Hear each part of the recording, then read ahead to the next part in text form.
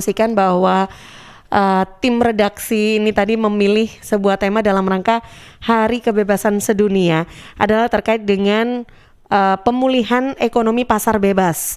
Yang ngomongin kebebasan, ya semuanya yang bebas-bebas ya kan saya, benar ya. Jadi ingat ada lagunya Iwake itu loh ya, bebas, lepas gitu kan. Oke, tapi ini konsepnya yang seperti apa sih? Kita sekarang akan ngobrol dengan narasumber kita, sudah tersambung Kanza? Iya, dengan Bapak Murfi sendiri, Iya. Rektor Universitas Macung. Oke, ini kita via Zoom ya. Iya, via Zoom. Oke, via Zoom saat ini saya sudah tersambung bersama dengan Rektor dari Universitas Macung Malang, Asosiat Profesor Dr. Murfin Joshua Sembiring SMSI. Selamat sore, Prof. Selamat sore Mbak Atika. Apa Sehat-sehat ya? kabar? Alhamdulillah sehat. Wah, ini lama sekali saya nggak ketemu ini ya. Iya, Aduh, sehat ya, Prof. sehat-sehat. Aduh Izin ya, saya nggak pakai alhamdulillah. masker karena Ya. ruangan saya steril. Oke, baik. Baik. Siap. Iya, nah Prof, ini di Hari Kebebasan Sedunia ini tadi saya disampaikan oleh tim redaksi bahwa hari ini kita akan membahas tentang pemulihan ekonomi pasar bebas. Nah, ini karena berkaitan dengan yang bebas-bebas ya, tapi konsep pemulihan ekonomi pasar bebas yang saat ini ada ini seperti apa sih sebetulnya, Prof? Ya, supaya masyarakat tahu tidak ada lagi negara yang bisa menutup diri dari semua hubungan-hubungan bilateral dan antar negara ya, termasuk perhubungan ekonomi yang nggak ada. Terakhir China beberapa puluh tahun lalu mereka tirai bambu menutup diri, akhirnya tidak pernah maju. Jadi artinya apa? Perekonomian ini akan terjadi suka tidak suka, apapun ideologi politik sebuah negara, tapi perekonominya pasti mengarah kepada perdagangan bebas. Artinya apa?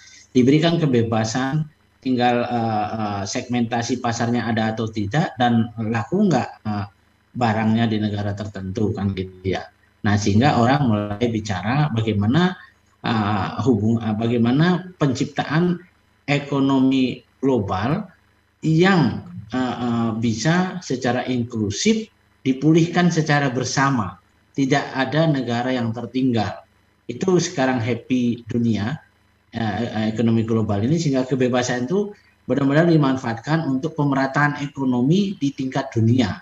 Sehingga masing-masing dunia pasti memasang strategi supaya hubungan-hubungan dengan negara lain itu saling menguntungkan. Tidak lagi ada misalnya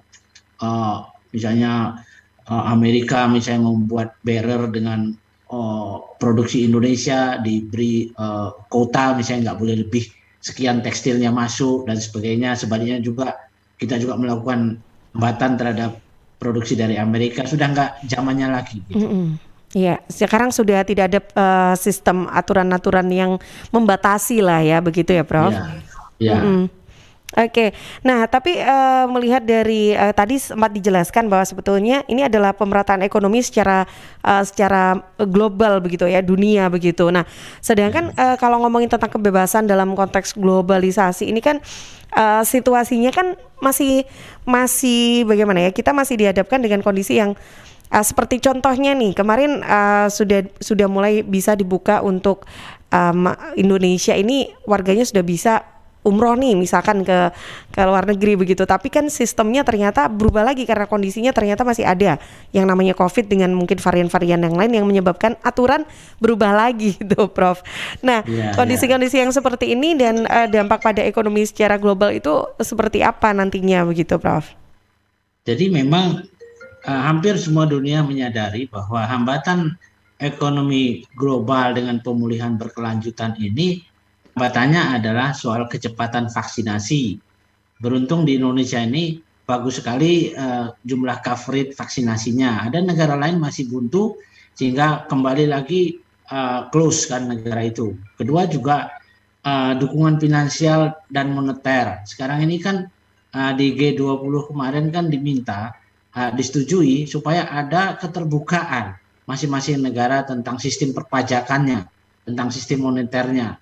Bahkan mungkin nanti ini kalau ada orang yang ngemplang pajak di kasus Panama Papers atau kemarin di kasus pengemplangan pajak yang lain tuh akan buka secara otomatis gitu ya. Mm-mm. Dan juga Ya. gangguan-gangguan pasokan dan kenaikan harga energi juga memang memperumit tantangan pemulihan di banyak negara berkembang. Mm-mm. Sehingga pinternya Indonesia ini kan smelter aja kan akan dibuat di Gresik gitu Mm-mm. ya, dengan Ya. dana 46 triliun itu, dengan 40.000 karyawan itu. Kenapa smelter itu? Karena selama ini kita cuma jual batu. Dia walaupun biji emasnya ada, tapi kan diolah di negara lain. Kita nggak mau, kita ingin olah itu. Dan bahkan kalau itu nanti katakanlah nikel itu mau apa? Kamu mau buat apa nikel ini? Oh, mau buat baterai lithium untuk kendaraan bermotor. Ya buat aja pabriknya di Indonesia. Jangan Anda bawa lithiumnya, Anda buat pabrik baterai di sana. Itu suatu ketegasan dari pemerintah Indonesia loh. Kan begitu. Itu juga dalam rangka pemerataan, sehingga profit marginnya itu lebih besar dong kepada orang yang pemilik tambangnya kan, daripada hanya yang mengimpor hasil tambang kan Mm. gitu.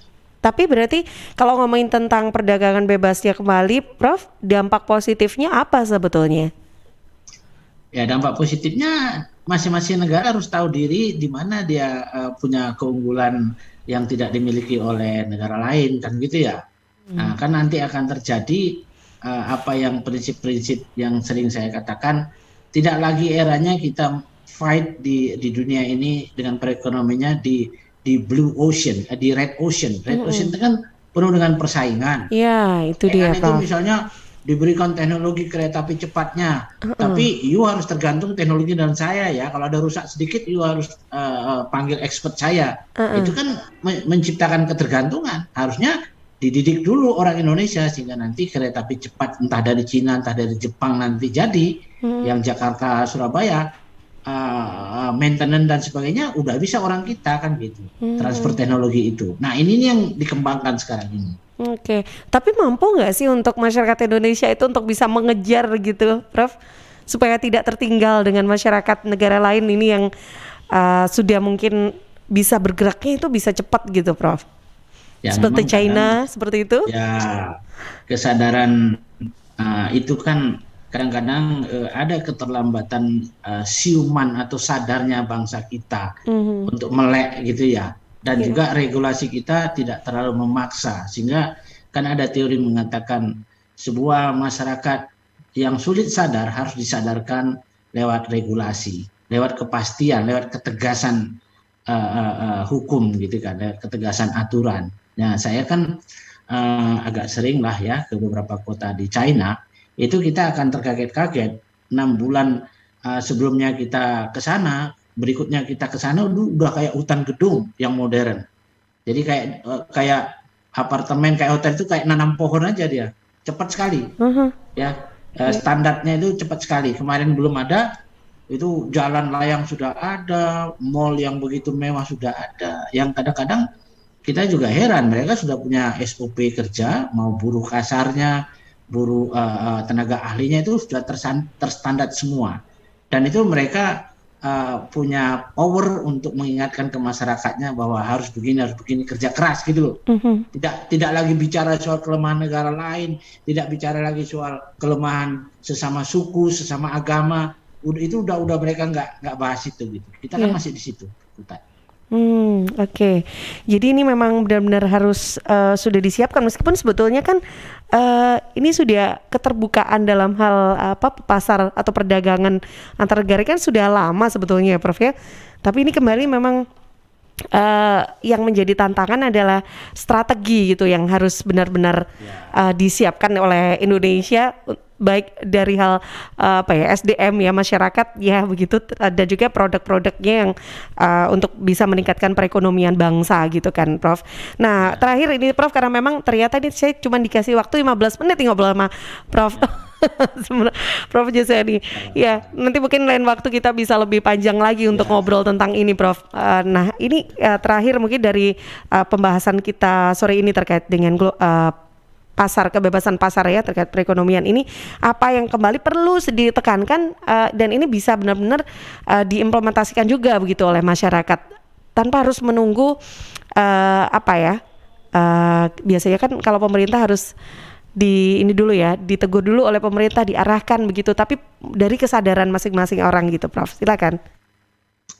Ya, jadi literasi rakyat kita, rakyat biasa, menengah, bawah, penentu kebijakan, tokoh agama, sekali lagi saya tekankan tokoh agama dan sebagainya, uh, harus satu frekuensi bahwa bayangkan McKinsey saja menyatakan 2030 ekonomi Indonesia peringkat 7 di dunia.